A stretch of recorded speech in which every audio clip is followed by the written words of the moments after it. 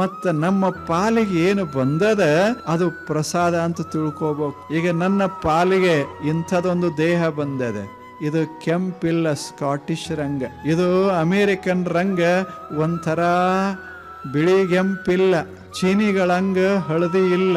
ಆದರೆ ಏನಾಯಿತು, ನನ್ನ ಪಾಲಿಗೆ ಬಂದ ಬಣ್ಣವನ್ನ ನಾನು ಅನುಭವಿಸಬೇಕು ಆನಂದವಾಗಿ. ಯಾಕಿದು ಪ್ರಸಾದ, ದೇವ ಕೊಟ್ಟ ಪ್ರಸಾದ.